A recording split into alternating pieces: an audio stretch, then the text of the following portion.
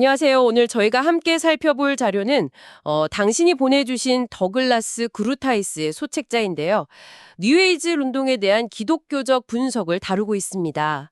이게 그냥 문화현상이라기보다는 사회 여러 곳에 스며든 어떤 사상 체계라고 이야기되잖아요. 이 자료는 그 핵심 개념과 또 기독교적 관점에서의 평가, 이걸 보여주고 있어요. 저희 목표는 이 분석을 좀 명료하게 전달해서 당신이 이 현상에 대한 한 시각을 이해하시도록 돕는 겁니다. 바로 시작해 볼까요? 네, 좋습니다. 이 자료는 뉴에이지 운동을 단순 유행이 아니라 하나의 세계관으로 딱 규정하고 접근하더라고요. 아, 세계관으로요? 네. 그리고 그 주요 신념들을 기독교 세계관으로 비교하면서 분석을 하죠.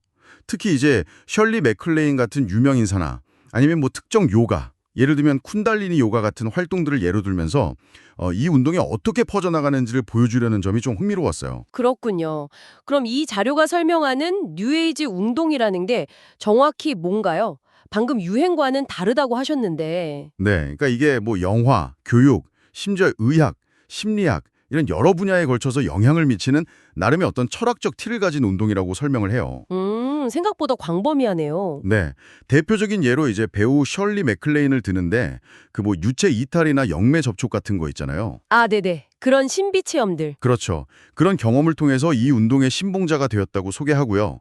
그녀가 전하는 핵심 메시지는 결국 자료에 따르면 우리 모두가 신이다. 그리고 환생은 실제한다. 이런 거라고 요약합니다. 와, 우리 모두가 신이다. 상당히 파격적인데요. 그럼 이 운동이 궁극적으로 추구하는 건 뭐라고 하나요? 새 시다 같은 걸 이야기하나요? 네, 맞아요. 이 자료를 보면 뉴에이지 운동은 점성술에서 말하는 그 물병자리 시대, 그러니까 새로운 시대가 온다고 이야기한대요. 아, 물병자리 시대. 네. 인류의 어떤 의식의 진보를 통해서 핵 위기나 환경 파괴 같은 현재의 위기들을 넘어서 평화와 조화의 시대를 열 수 있다. 이런 희망적인 메시지를 내세운다는 거죠. 물론 이 자료는 성경도 새 시대를 말하지만 그 방식은 인간의 내적 각성이 아니라 예수 그리스도의 재림이라는 외부적 개입을 통해 이루어진다고 그렇게 대조해서 설명합니다. 그렇군요. 관점이 완전히 다르네요.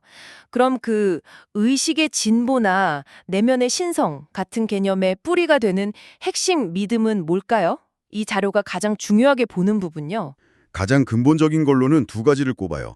첫째는 모든 것은 하나다. 이게 이제 단일론이고요. 둘째는 모든 것이 신이다. 이건 범신론이죠. 모든 것이 하나고 모든 것이 신이다. 네. 이 관점에서는 그러니까 인간, 자연, 신 사이에 어떤 본질적인 구분이 없어요. 존재하는 모든 게 다 신성한 어떤 에너지 혹은 의식의 한 부분이라는 거죠. 약간 그 영화 스타워즈의 포스 같은 느낌인가요? 아, 비유가 적절하네요. 네, 인격적인 창조주라기보다는 그런 비인격적인 힘이나 에너지에 가깝다고 설명해요. 자료에서는 그 힘, 더 force라고도 표현하고요. 그럼 모든 것이 신이면 자연스럽게 나 자신도 신이다. 이렇게 연결되는 거군요. 아까 셜린 맥클레인 메시지처럼요. 정확합니다. 자료는 뉴에이지 운동의 핵심 주장이 바로 그거라고 말해요. 우리는 원래 신인데 그걸 까맣게 잊고 있을 뿐이라는 거죠. 우리가 신인데 잊고 있다. 네, 그래서 목표는 명상이라든지 특정 요가 아니면 그 예전에 에스트 같은 대규모 각성훈련 같은 거 있었잖아요. 개인의 잠재력이나 책임을 강조했던 네네, 들어본 것 같아요. 그런 다양한 방법들을 통해서 내 안의 신성을 다시 깨닫는 것, 즉 의식의 변혁에 있다고 분석합니다. 심지어 생각이 현실을 창조하고 선악 같은 이분법적인 사고조차 넘어서야 한다. 이런 주장까지 나아간다고 지적해요. 절대적인 옳고 그름은 없다는 거죠. 이야, 이거 정말 기독교 세계관하고는 완전히 대척점에 있는 것 같은데요. 그럼 이 자료는 당연히 비판적인 입장이겠죠? 네, 아주 명확하게 반박합니다. 자료의 핵심적인 반론은 이거예요. 인간은 신이 아니다. 하나님에 의해 창조된 존재다. 그리고 우리의 근본 문제는 신성을 몰라서가 아니라 죄, 즉 창조주로부터 분리되고 반항한 데 있다. 이겁니다. 아하. 모든 것이 신이라는 범신론에 대해서도 그건 창조주와 피조물을 혼동하는 거라고 비판하고요.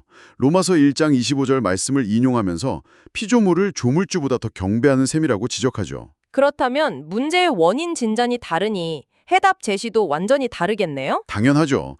자료는 해답이 우리 내면의 어떤 신성을 발견하는 데 있는 게 아니라 예수 그리스도를 통해서 하나님과 다시 화해하는 데 있다고 강조합니다. 외부로부터 오는 구원이군요. 네, 그리고 객관적인 도덕 기준, 선과 악은 분명히 존재한다고 말하고요. 또 의식 변혁을 위해 사용되는 방법들 중 일부, 예를 들면 점술이나 강신술 같은 것들은 성경에서 명확히 경고하는 오컬트 영역에 속할 수 있다. 이런 우려도 표현합니다. 종교 다원주의적인 관점도 비판하겠네요. 모든 종교는 결국 같다는 식의. 네, 그것도 분명히 선을 긋습니다. 요한복음 14장 6절, 내가 곧 길이요 진리요 생명이다. 이 말씀을 근거로 예수 그리스도의 유일성을 강조하는 기독교 가르침과는 명백히 다르다고 지적해요. 환생 개념 역시 성경적 근거가 없다고 보고요. 이렇게 차이가 명확한데도 왜 많은 사람들이 뉴에이지 사상에 끌린다고 이 자료는 분석하나요? 그 매력이 뭘까요? 이 분석에 따르면요. 그게 세속적인 인본주의가 채워주지 못하는 어떤 영적인 공허함, 이걸 파고든다는 거예요. 삶의 의미나 목적에 대한 갈증 같은 거로. 아, 영적인 갈증 해소. 네, 특히 인간이 만물의 척도다라는 그냥 인본주의를 넘어서서 인간 안에는 무한한 잠재력이 있고 스스로 신이 될 수도 있다. 이런 식으로 뭐랄까 우주적 인본주의를 확장시키면서 인간의 가능성에 대한 기대치를 확 높여준다는 거죠. 확실히 매력적으로 들릴 수 있겠네요. 너는 신이다 라는 메시지가요. 그렇죠. 자료 표현을 빌리자면 너는 흙에서 왔으니 흙으로 돌아갈 것이다 라는 메시지보다는 훨씬 듣기 좋을 수 있다는 거죠. 자, 그럼 정리를 좀 해보겠습니다.